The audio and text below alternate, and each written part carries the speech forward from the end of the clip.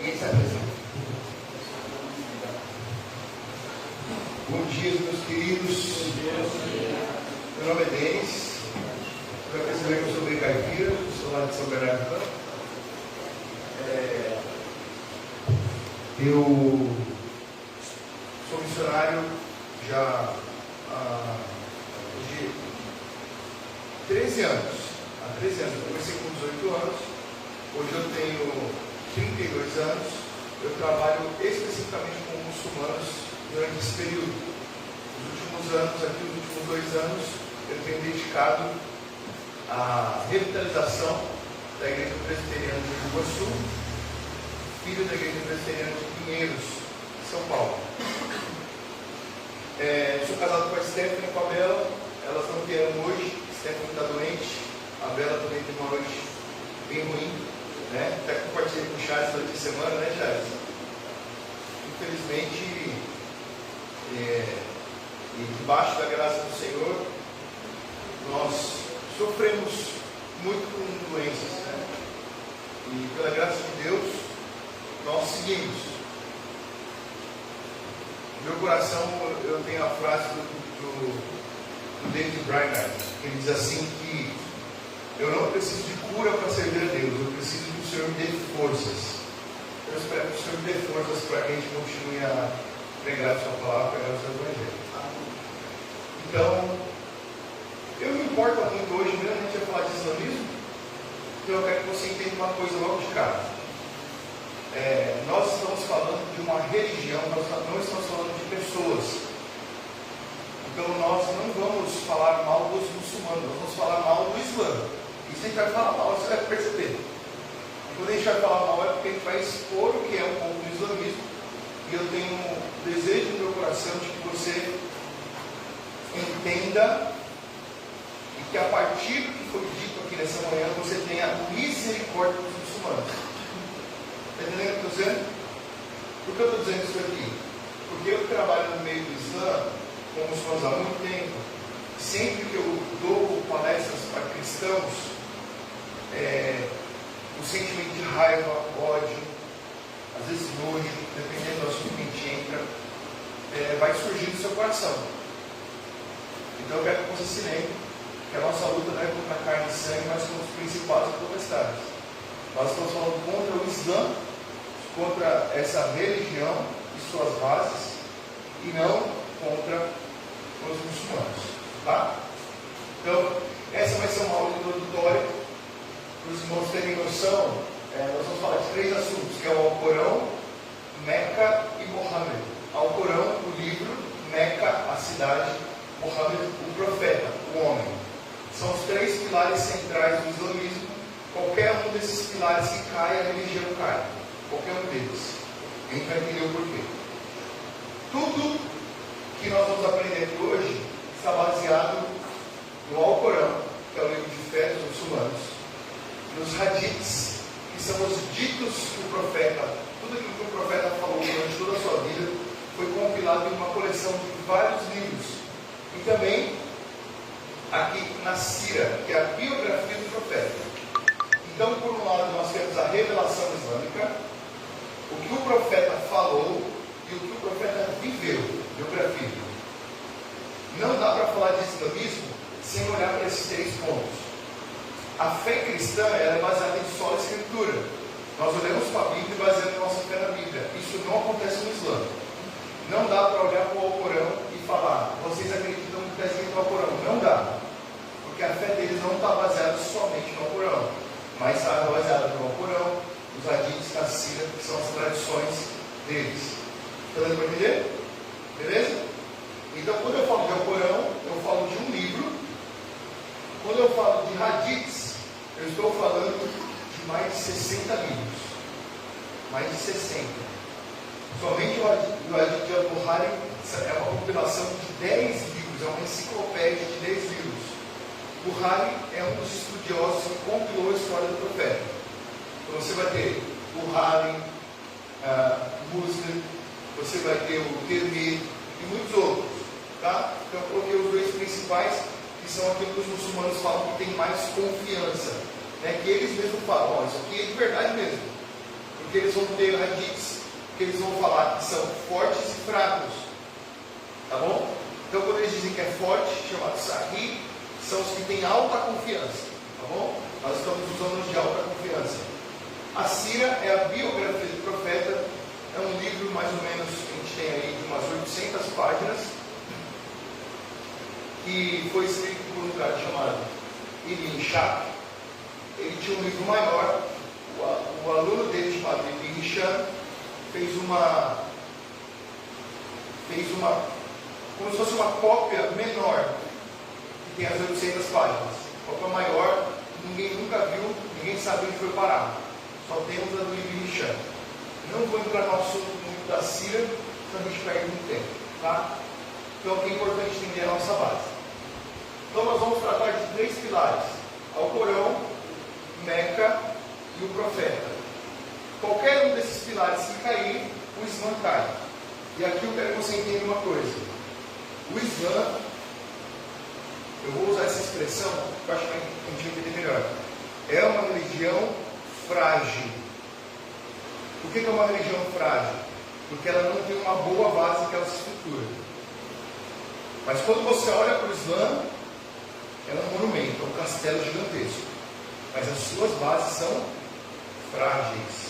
Entendeu o que eu estou dizendo? Por que eles são frágeis? Porque eles não têm base histórica, crítica textual, não têm sequer contextos naquilo que a gente chama de históricos que dá para ser analisado por meio de pesquisa de arqueologia, esse tipo de coisa. Não tem base nem para isso. Tá? Então, por isso que nós falamos que é uma religião frágil. Isso não quer dizer que ela é fraca. Ela é frágil na sua estrutura de basilar. Tá? A gente vai entender por quê. O profeta Mohammed, esse cara aqui, eu coloquei essa imagem aí, mas você lidar com o muçulmano, não usa imagens do profeta, eles não gostam disso. Quem foi o pai dele? Abdallah e Amina. Quando os pais deles morreram, ele foi adotado pelo seu tio chamado Abu Talib. Ele era de uma tribo chamada Quraysh. Na sua juventude, ele foi pastor no deserto e criava caravanas. Foi casado com Khadija, e a mais famosa de todas foi Aisha, né? Mas ele teve 9 esposas, tá bom? O profeta teve 9 esposas. Quem que é 9 esposas aí? Eu não quero. Ele foi um líder religioso e político. Ele realizou um milagre, que foi o próprio livro Alcorão. Existem outros milagres que a tradição vai falar, mas o que realmente aceita é o Alcorão.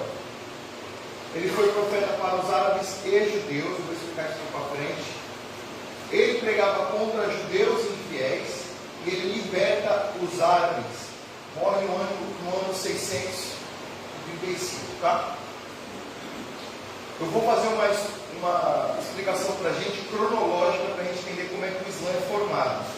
Então preste atenção aqui no que eu vou dizer, tá?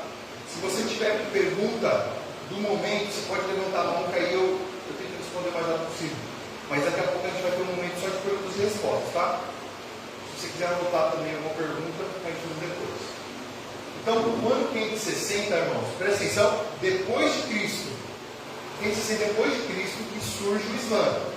560 é um período que é chamado de período da Jahiliya, em que os muçulmanos, os árabes, judeus, os homens que vivem naquela região da Arábia, eles vivem em um tempo de obscuridade, em um tempo também chamado de inocência, período da Jahiliya, em que eles eram pagãos e serviam a muitos deuses. Então nasce, no ano 570, o profeta. Mohammed nasce nesse ano. Preste atenção, o nascimento do profeta é um nascimento como qualquer um de uma outra pessoa. Ele nasce em um contexto o quê? Pagão. Ele nasce como um idólatra, tá bom? Pagão como idólatra. Os muçulmanos não têm problema com isso. No ano 610, ele vai receber uma revelação. E aí eu quero explicar para vocês. Tem uma imagem aqui. O que aconteceu? Ele, no ano 610, 40 anos depois, isso aqui é estabelecido pelos muçulmanos, pela doutrina islâmica, que todos os profetas, eles viraram profetas a partir dos seus 40 anos. Gravar essa data. Então, com 40 anos de idade, ele, que era um homem que buscava muito a Deus, fazendo suas peregrinações, fazendo seus jejuns, se retirando para ter momentos de oração. Ele estava em uma caverna chamada Caverna de Hijra, e nessa caverna ele tem a visão de um anjo. O anjo aparece para ele, e o anjo fala para ele: leia, Acra, fala para ele, leia. Ele não consegue, ele fala assim: eu não sou analfabeto, eu não sei ler. Então o anjo aperta, e o Jó aperta, abraça ele e joga ele, fala, leia, por 3 vezes. E na terceira vez, ele começa a recitar, falar palavras em árabe de maneira cantada. Presta atenção que o muçulmano, ele não simplesmente lê o Alcorão, ele recita o Alcorão. Recitar é como cantar. Então ele canta o Alcorão. É como se a gente pegasse a Bíblia e cantasse a Bíblia. Mas eles cantam o Alcorão. Eu vou falar cantar, mas eles não vão falar que é canto, eles vão falar que é recitação. Uma coisa diferente, mas quando você ouve é cantando. Tá? Ele começou a recitar. Essa é a história clássica. Segunda versão, os muçulmanos não conhecem. Eles não leram o livro deles. Mohammed está na caverna de Hijra, e o anjo vem, aperta ele, vai dizer o texto em árabe, como se seus ombros tocassem um no outro, ou seja, de maneira violenta, e joga ele longe. Mohammed está com medo daquele anjo, assustado com aquele anjo, assombrado com ele, ao ponto de que quando na terceira vez ele recita, ele volta para sua casa assustado e com medo, tentando se matar, porque ele estava com medo de estar endemoniado. Isso está na Síria, na biografia do profeta. Se perguntar para o muçulmano tudo que ele sabe dessa parte da história, é capaz de vocês saírem daqui hoje sabendo mais de Islã do que os muçulmanos. Tá? Então, o profeta estava com medo de estar endemoniado. Vamos lá, o que é importante para a gente? Nesse período aqui, pessoal, dos anos aqui, entre esse período 570 e 610, Mohammed, ele perde seus pais, né? Ele está adotivo pelo Abu Talib, seu tio. Então Mohammed, ele se casa com uma mulher muito rica, chamada Hadija. É essa mulher aqui, ó, coloquei a foto, tá? Ele se casa com Hadija. Por ser uma mulher muito rica, ela controlava as caravanas que andavam pelo deserto da Arábia. Nesse interim, ele, por ser um cara que falava muito bem, que se portava muito bem, tinha uma dicção espetacular, tinha um poder de convencimento muito grande, ele conseguia comandar e crescer demais a riqueza daquela mulher, esposa. Então, ele, depois de ter conquistado muitas coisas junto com Hadija, ele se aproxima, lembra que ele voltou da caverna com medo, ele se aproxima da sua esposa e fala assim: eu vi um anjo. E aí a mulher dele fala: então nós precisamos falar com alguém que você vai, que talvez você possa ser um profeta. Então chama um homem, preste atenção aqui, chama um cristão nestoriano chamado Waraq ibn Nawfal. Chama esse homem, ele se aproxima de Hadija e ele fala que um anjo recebeu isso. Presta atenção, um cristão nestoriano fala para Mohammed: então você é um profeta. Cristão nestoriano, vamos para ele. Segunda versão da história. Mohammed chega em casa com medo, tentando se matar e não sabendo o que fazer com aquilo que aconteceu. A sua esposa começa a dar voltas dele, falando: você viu um anjo? Ele falou assim: eu não sei o que é aquilo, não tenho certeza, estou com medo. E ela começa a tirar a roupa dele. E aí a cena você imagina. Ela começa a dar voltas até ele começar a falar: sim, eu vi um anjo, sim, eu vi um anjo, sim, eu vi um anjo. Então ela convence ele que ele realmente viu um anjo. Ela entra em contato contigo e ele vira um profeta. O tio sim é um cristão nestoriano. Tá? Não vou entrar aqui nos meandros do nestorianismo. Foi uma seita cristã, existe até hoje, mas foi combatida no século IV fortemente pelo Concílio da Macedônia. Depois você dá uma lida lá, tá? O ministério público de Mohammed começou no ano 613. Ele estava na cidade de Meca e ele começou a pregar para os judeus daquela região. Irmãos, tudo isso que eu estou contando para vocês é história islâmica, tá? Isso não quer dizer que a gente acredita nisso não, mas é a versão deles lá, tá? Tanto que a gente tem um monte de respostas para tudo isso. Na cidade de Meca ele começa a pregar, falando que ele é o profeta dos árabes. Pregar para quem? Para os judeus. Por quê? Porque os judeus é quem falavam, esse é um profeta, esse não é um profeta. E os judeus não aceitavam o que Muhammad estava falando. No ano 619, morre sua esposa Hadija e morre seu tio Abu Talib, conhecido como o ano da tristeza, em que ele perdeu aí os seus mais próximos. No ano 622, acontece um marco histórico para os muçulmanos, que é a chamada Hégira. A Hégira é uma data específica em que acontece uma divisão no ministério de Muhammad. Ele está em Meca e ele migra para uma cidade chamada Medina. A Hégira é tão importante para os muçulmanos quanto a Páscoa é para os judeus. Tá? Esse nível de importância. Ele sai de um lugar e vai para outro lugar. Ele está em Meca, ele é um profeta pregando para árabes e judeus. Ele vai para Medina, ele prega para árabes e o seu discurso se transforma. Agora ele não prega mais para judeus, mas ele prega contra judeus e contra cristãos. Tá bom? Estou pregando contra agora. Em um momento ele tenta se aproximar, em outro momento ele tenta se sobrepor sobre os outros. Ao ponto de que você pega o Alcorão é a revelação do céu para o Muhammad. Existe um período que ele está revelando o Alcorão, no período de Medina, e agora o período que ele está em Meca também revelando o Alcorão. O que ele diz aqui, cancela o que ele diz aqui. Então você pega o Alcorão e você fala, está aqui o texto escrito aqui. Mas qual período foi? Não sei. Se foi o período anterior, não vale mais. Se foi o período posterior, vale. Complicadíssimo ler o Alcorão. No ano 622. Então no ano 630, ele está forte na cidade de Medina, ele tem um grande exército, uma grande força, ele volta para Meca e conquista a Meca com toda a força, limpando a cidade e faz a famosa purificação da Kaaba. Que é isso aqui, eu coloquei uma imagem clássica aqui. A Kaaba é um cubo, que nós vamos falar daqui a pouco, é um cubo gigante, um prédio, que dentro dele tem várias salinhas pequenas em que eram colocados deuses. E esses deuses eram 365, um deus para cada dia do ano. Tá?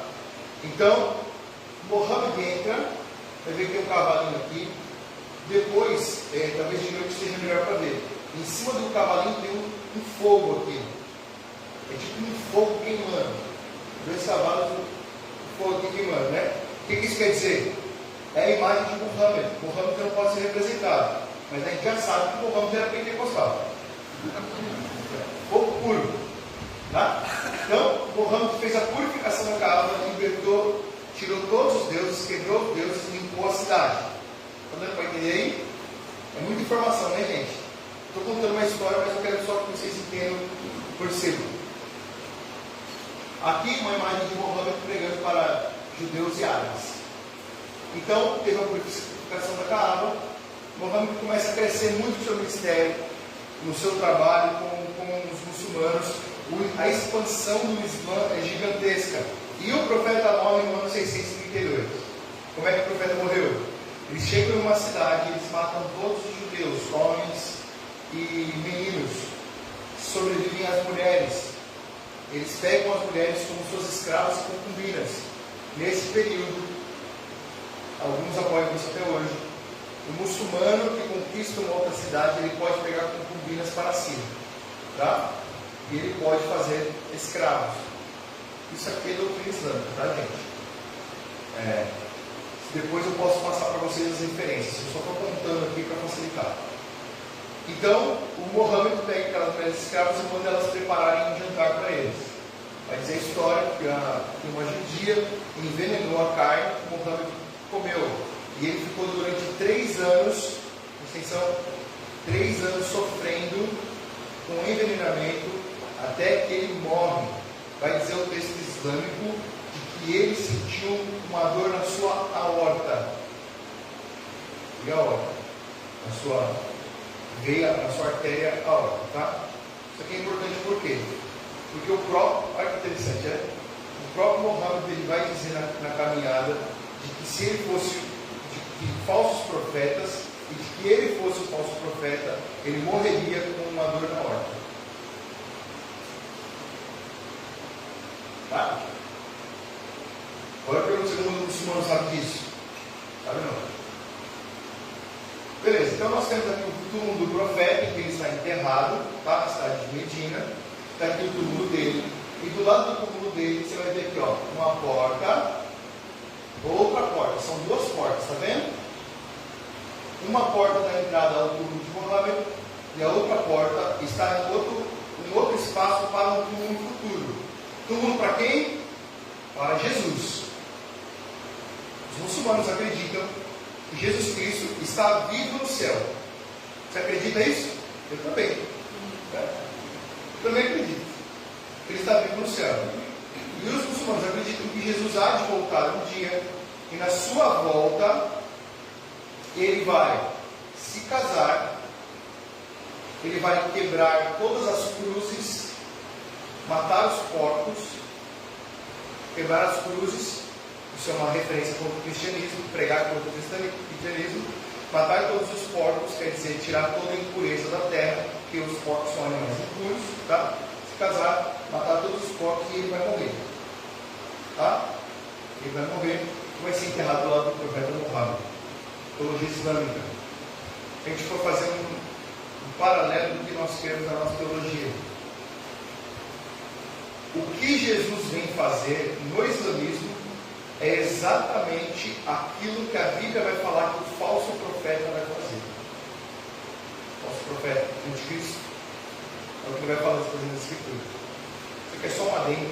Se você quiser entender melhor sobre esse assunto da escatologia islâmica, em um paralelo com a escatologia cristã, compre um livro, tem em português, esse livro é do Joel Richardson, tá? Que chama O Anticristo Islâmico. Livraço, vocês vão gostar. Bom, eu acho, né?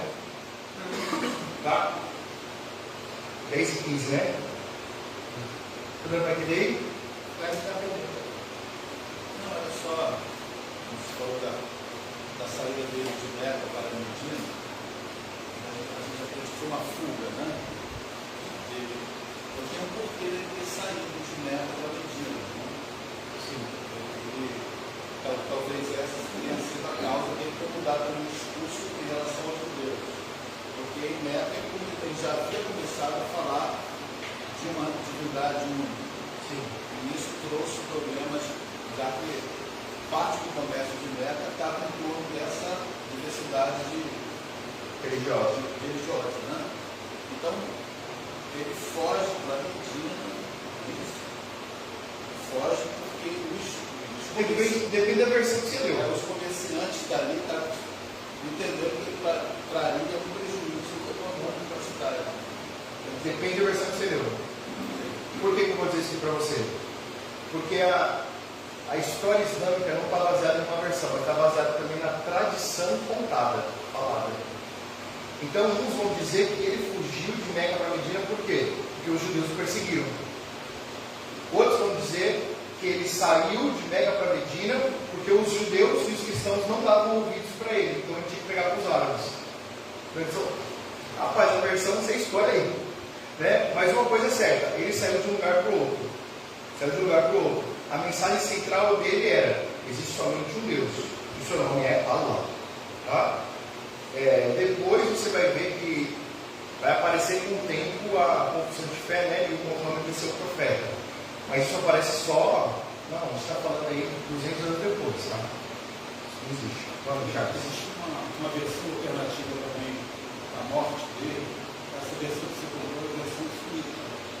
A versão xiita já diz que foi essa última mulher dele que encontrou com o pai que o eliminou. Vou explicar. Boa introdução aí. Porque os xiitas vão falar que foi a última esposa dele. Porque, na verdade, não é nem última esposa. Eles vão falar que foi Aisha. Aisha é a filha do Mohammed, desculpa, filha de Abu Bakr, seu braço direito. Ele se casou com Aisha quando Aisha tinha 6 anos. Ele consumou o casamento quando ela tinha 9. Eu desafio qualquer muçulmano a mostrar qualquer outro texto para mim que fala que ela tinha idade. Texto islâmico, tá? Hadiths, Alcorão, Sira, Tafsir, pode escrever qualquer texto. Ninguém vai mudar essa data aí. Casou com 6, se consumou quando ela tinha 9 anos. Tá? O texto, eu escrevi, gente, um artigo sobre. Acho que eu não posso falar isso. Está gravando. Vamos falar depois, se retoma aí? Beleza, isso que é um assunto delicado. Bom? Mas, excelente pergunta. Deixa anotado para a gente retomar. Tá, então o Alcorão, gente, é um livro que tem 114 capítulos. Ele é o único e grande milagre de Muhammad. Ele tem suras e ayats. Suras são capítulos, ayats são versos. Tá? Então é capítulo e versículo que a gente fala nele. Capítulos são 114 capítulos, 114 suras, e cada capítulo tem os seus versos. O único milagre que o profeta fez, porque a palavra ayat, a gente vai ver no próximo aqui, quer ver? Ayat são versos, ayat também pode ser traduzido como um milagre. Então cada verso que ele falou que foi compilado como o Alcorão foi um milagre, porque Allah revelou através da boca dele. Tá? Não vou entrar muito nesse assunto, mas aqui já é uma loucura. Bom? Então, o Alcorão é um livro eterno. Não foi criado, existe desde a eternidade. Irmãos, nós não acreditamos que a Bíblia é um livro eterno, pelo amor de Deus. Nós acreditamos que a Bíblia foi revelada progressivamente através de homens que Deus levantou, usando as características específicas. Tanto que nós vamos falar que a Bíblia ela tem características plenárias, né, e verbais. Plenárias, ou seja, nós acreditamos em toda a Escritura, plenamente. Verbais, por quê? Porque nós não tiramos da Bíblia a característica dos seus escritores.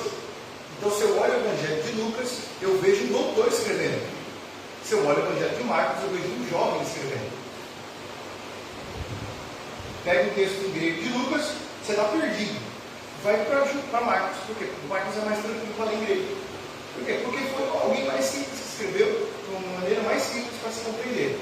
Então, existem características específicas. Agora não, na doutrina islâmica, o Alcorão ele é um livro eterno, escrito em tábuas de ouro no céu, desde a eternidade.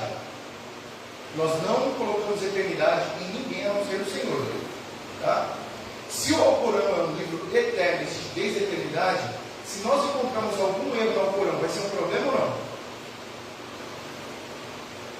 Porque os muçulmanos vão falar que o Alcorão, quem preserva o Alcorão é o próprio Allah. Está no Alcorão falando que é o Allah que preserva o próprio Alcorão. Se você pegar o meu livro aí, você vai contar pelo menos 20 erros históricos no Alcorão, no meu livro. Coloca lá. Só no meu livro, tá? Mas tem muito mais. Os muçulmanos acreditam que existe somente um Alcorão no mundo inteiro. Tanto que eles falam assim, olha, vocês têm um monte de Bíblia, em várias línguas, e no inglês vocês devem ter umas 60 versões. No português a gente deve ter quantas aí? Mais de 25, mais de 30, né? Por aí. Né? Tem até a Bíblia da mulher. Não comprei porque eu não sou mulher, né? Mas tem até isso aí. Bíblia do Jó. Não serve para mim mais, porque eu estou velho. Mas vamos entender aqui, meus irmãos. Os muçulmanos falam que existe só um Alcorão no mundo inteiro. Mas, há 2 anos atrás, uma mulher cristã, ex-muçulmana, começou a procurar o Alcorão em todo o Oriente Médio e Norte da África. Ela pegou 32 versões diferentes do Alcorão. 32 versões. Com a equipe dela, ela começou a fazer análise de versículo por versículo de todos os Alcorões, um com o outro. Tá? Eles encontraram mais de 93 mil diferenças nos Alcorões. Como é que tem só um Alcorão? Está vendo que o islamismo está baseado em uma estrutura frágil? As suas próprias convicções não batem, não funcionam. Por que, irmãos, nós vamos entender isso aqui? Porque a crítica histórica pessoal não pode ser aplicada ao arqueologia islâmica ou ao Corão. Aquilo que nós fazemos com a Bíblia, analisamos elas e aplicamos crítica textual, não pode ser feito no Corão. É proibido. Quem é que vai fazer isso? Explica um pouco o que é crítica textual. Tá bom. Crítica textual é o quê? É eu pegar a Bíblia, olhar para aquele manuscrito que foi escrito no texto original, fazer uma comparação com outros textos no original. Nós temos mais de 10 mil cópias do Novo Testamento. É mais de 10 mil, né? 5 mil? Mais de 5 mil cópias do Novo Testamento. Nós temos. Você pega e faz uma comparação entre todas elas. Vê as suas similaridades e a sua proximidade. Aí você faz uma tradução. A tradução tem que estar sujeita ao texto original. Tá? Sujeito ao texto original. Grego e hebraico. Se alguma palavra não cabe, ela precisa de uma revisão, atualização, cuidado com essa palavra, né? Mas para melhor compreensão do texto original, fazendo com que o texto traduzido em português seja o mais próximo ao texto original. Está tentando entender, gente? É uma explicação muito simples aqui sobre o texto textual, mas entram mais coisas aí. Vai entrar cultura, expressões da língua antiga. O que quer dizer, por exemplo, entranhados em amor? O que a Bíblia vai falar? O que é entranha para a gente? Entranha é tripa. É o que está aqui dentro.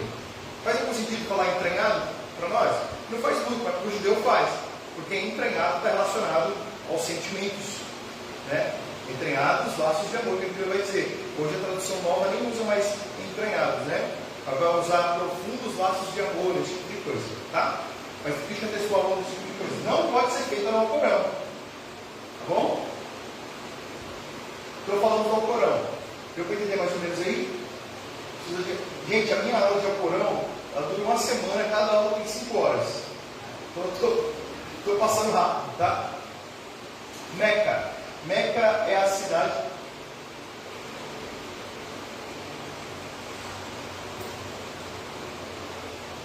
Beleza, certo. Meca, a cidade fundada por Ibrahim e Ismael. Presta atenção aqui. Você quer saber o profundo dessa história, no meu livro está escrito. Os muçulmanos acreditam que a cidade de Meca foi fundada por Abraão e Ismael. Tá? Fundada por Abraão e Ismael. Quem construiu esse cubo que os muçulmanos dão voltas foi Abraão e Ismael. Eles que construíram aquilo de uma maneira miraculosa. Tá? Aonde que eles construíram? Na cidade chamada Meca. É o centro de fé islâmica, onde o profeta adorou Allah. Lembra que eu falei que ele fez a purificação, tirou os deuses? Ele fez a purificação no local que Abraão e Ismael construíram. Tá? Segundo a ideologia islâmica. E ele ali beijou a pedra negra para a purificação de pecados. Importante esse ponto. Em uma das esquinas do cubo tem uma pedra. E os muçulmanos acreditam que quando eles chegam naquela pedra, se eles beijarem aquela pedra, se eles tocarem a pedra, ou se eles apontarem para a pedra e falar Allahu Akbar, eles vão ter purificação de pecados. Eles estarão puros. Por isso, presta atenção aqui, outro assunto, eu tenho que falar sobre morte em Meca. Anota aí, Charles, para mim que eu vou falar depois. Tá? Charles é um conhecido e porém uma filha falando profissional, Charles. Tá? Este é o centro de peregrinação durante o período dos jejuns do Ramadã. Eu sei que o Ramadã é uma grande dúvida, é um grande assunto aí, a gente pode tratar na próxima parte. Mas os muçulmanos vão para Meca, eles fazem uma peregrinação, eles se direcionam para Meca, e lá em Meca eles fazem um ritual religioso. Primeira coisa que eles fazem, eles tiram suas roupas e vestem roupas brancas, como símbolo de humildade. Eles dão 7 voltas em volta da Kaaba, chamada Tawaf. Eles dão 7 voltas. Na última volta eles tocam na pedra negra e beijam a pedra negra. Eles saem de Tawaf, eles vão para 2 montanhas, chamadas Safa e Marwa. Eles andam ali 7 vezes. de uma montanha para outra, fazendo orações. Tá? Eles saem dali, bebem água da fonte do rio Zamzam, bebem aquela água, fazem o wudu, que são as purificações, abluções, eles se limpam ali, tá? Se direcionam para outra cidade, onde tem um processo de apedrejamento de Satanás. Existem uns muros gigantes, muros bem altos, que eles pegam pedras, normalmente 3 pedras, e tacam naquela parede como se estivesse apedrejando Satanás. Eles voltam para Meca e os homens raspam suas cabeças. Quando eles raspam suas cabeças, eles podem se tornar aquilo que eles chamam de Hajj, alguém que fez a peregrinação. Entendeu? A gente precisa falar das pedras também, viu, Charles? Anota aí. As coisas delicadas que não dá na gravação, não dá para falar. Tá? Ponto importante sobre Meca. Lembra que eu falei que se nós derrubamos qualquer um dos pilares, o Islã cai? Meca é outro problema. Esse aqui é um mapa de Ptolomeu do 2º século dos egípcios, tá? 2º século. É que não dá para enxergar muito bem. Mas aqui nós vamos ter o mar, tá? Aqui nós vamos ter outro mar. E aqui está aquilo que nós conhecemos como Arábia Saudita. Meca deveria estar aqui. Não aparece nos mapas do 2º século a cidade de Meca. Aqui outro mapa de Ptolomeu do 2º século. Não aparece Meca. Não existe a cidade de Meca. Terceiro mapa. Esse aqui é um mapa do 7º século. Não aparece Meca. 7º século, irmãos, é ano 600. É ano que o Islã já está bombando. Já está acontecendo. Já está funcionando e se expandindo. Onde está Meca? No 7º século? Não existe. 7º século. Não existe Meca em nenhum dos mapas desse período. A cidade de Meca vai começar a aparecer a partir do 9º século nos mapas. 9º século. Preste atenção no que eu vou te dizer. Se o Alcorão está falando para mim que o centro do mundo é Meca, porque Abraão estava lá, os profetas passaram por ali, Moisés, Davi, todos eles passaram por ali, tá? Os profetas estavam por lá. Se o Alcorão falhou, a cidade vai falhar. Se o Alcorão e a cidade falhou, o profeta falhou. Inclusive tem uma prova física que é as primeiras mesquitas do 1º século são voltadas para Petra.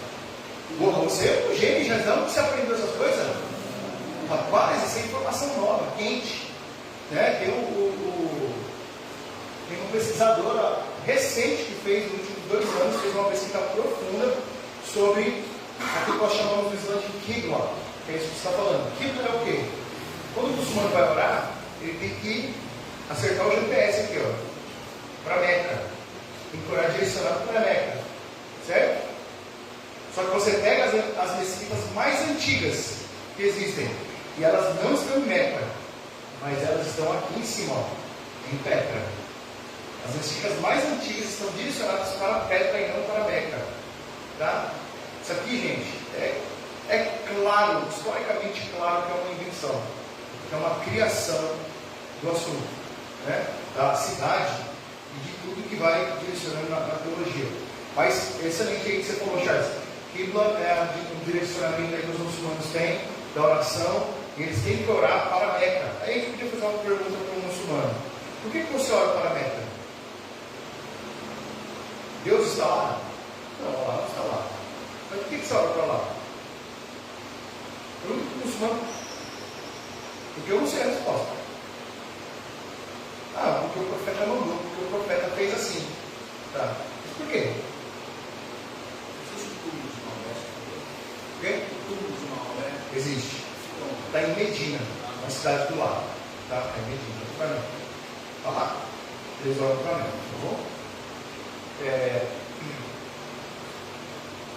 Beleza. Eu falei para a gente aqui um breve resumo sobre o básico do islamismo. É muita informação, não é não? Muita coisa, muita palavra difícil para a gente compreender, tem muita palavra em árabe, mas dá para a gente ter uma noção de que a religião está baseada em 3 assuntos: no profeta, no Alcorão e na cidade. O Islã tem 5 pilares, né? Tem 5 pilares estabelecidos. Eles vão ter a confissão de fé, que é a Shahada, que eles falam La ilaha illallah, Muhammadur Rasulullah, mas tem que falar 3 vezes, viu? Falei só uma. Para ser muçulmano. Isso quer dizer que não existe nenhum Deus senão Allah e Muhammad é seu profeta. Tá? Segundo assunto é o Salat, que são as orações. Os muçulmanos têm que fazer 5 orações por dia. Eu não tenho para falar mais um pouquinho. 5 orações por dia. E eles têm que fazer isso voltado ao Meca. Eles têm um processo todo de fazer uma oração. Não vou entrar nesse assunto porque é longo. O terceiro pilar do islamismo é o Zakat. Zakat são as esmolas. A gente vai falar esmola, mas gente, é um pouco mais do que isso. Eles têm que dar 2,5% de tudo que eles possuem uma vez ao ano. Então vamos supor, você tem uma casa, você tem um carro, você tem sua conta no banco, você tem uma empresa. Você faz uma conta de quanto tudo isso vale e você tira 2,5% do uma vez por ano. Eles doam para quê? 100% para a obra missionária islâmica. 100%. Aí eu quero te perguntar, imagina a Arábia Saudita dando o zakat, o país da Arábia Saudita. Irmãos, o que os cristãos de todo mundo, presta atenção, de todas as nossas linhas que nós temos, de todas as denominações, levantam de oferta em um ano, os muçulmanos levantam em um dia. Em um dia para a obra missionária. Por isso que o negócio cresce, porque eles são tão fortes. Tá? Então tem o zakat, e agora eles têm o Saum, que é o jejum. O Ramadã, gente, é um mês, não é o jejum em si. A prática do jejum acontece no mês do Ramadã, que é a prática chamada Saum, que os muçulmanos jejuam do nascer do sol ao pôr do sol. Durante a noite eles comem. Tá bom? E a quinta e última prática dos muçulmanos é o Hajj, é a peregrinação, que eles devem se direcionar para a Meca. Todo muçulmano deve fazer isso pelo menos uma vez na sua vida. Tá? Vamos supor que existem muçulmanos aqui, né, na região de vocês. E esse muçulmano está chegando no mês do Ramadã e ele quer ir para a Meca. Ele pode ir para a Meca? Sim ou não? Ele tem que entrar em um sorteio, e no sorteio, se sair o nome dele, ele pode viajar para a Meca. Por quê? Porque são quantos muçulmanos no mundo? 1,9 bilhão de muçulmanos. São quase 2 bilhões de muçulmanos. Cabe 2 bilhões de muçulmanos em Meca? Não cabe. Não existe companhia aérea que viaje que consiga levar esse povo. Então por isso que eles falam que é uma vez na vida. Todo muçulmano conseguiu ir para a Meca? Claro que não.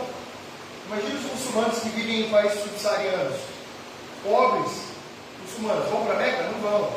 Mas fica tranquilo que os não arrumam uns negócios lá que dá para você ir para outra cidade lá e tudo serve igual. Mas se a gente ficar com outra assunto lá, depois a gente fala sobre isso. Tá? Eu quero falar sobre necessidade de chamado. Isso aqui, irmãos, é um quadro. Todas essas estrelinhas que você vê aqui são povos não engajados. A gente sabe o que é um povo não alcançado, certo? O que é um povo não alcançado? O povo não alcançado é um povo que tem aí até 2,5% da sua população cristã. E os cristãos não têm força de alcançar o seu próprio povo. Isso é um povo não alcançado. Um povo não engajado é um povo que não tem nenhum cristão, não tem tradução da Bíblia, não tem missionários, em alguns casos não se conhece nem igrejas ou projetos que estão orando por aquela nação, por aquele povo. Tá?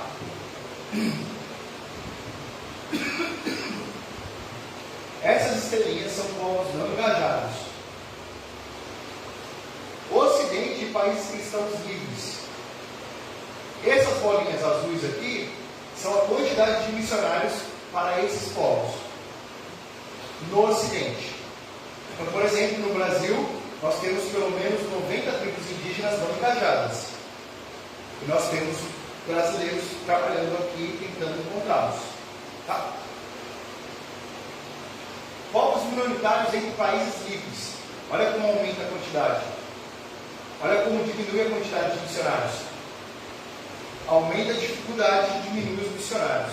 Diminui o engajamento da igreja para envio de missionários. Isso aqui é entre povos muçulmanos. Você está vendo a bolinha azul? Não está, né? Ela está bem aqui, ó, pequenininha. Pequenininha. Eu vou explicar por quê. Hoje existem 1.900 grupos não engajados. Pelo menos 1.600 deles são povos muçulmanos. Quantos obreiros você conhece que estão sendo preparados para povos muçulmanos? Não é difícil? É muito difícil. Complicadíssimo preparar obreiros para os muçulmanos. Porque o meio do caminho é muito fácil e é muito tentador para tirar os obreiros do seu trabalho. Você está conversando sobre isso, né? Irmãos, eu quero dar uma pausa aqui para a gente falar um pouquinho disso, gastar uns 3, 4 minutos disso aqui. Um dos trabalhos que eu tenho feito tem sido formação de obreiros para o mundo muçulmano.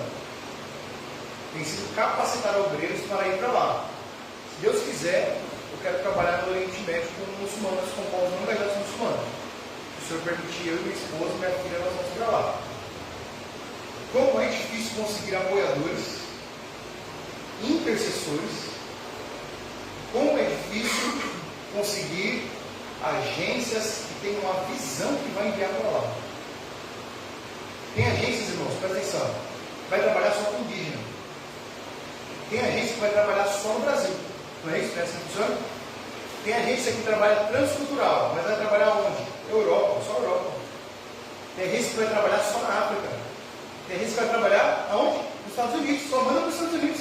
Tem aqui, sabia? Tem agência que vai mandar só para a Ásia.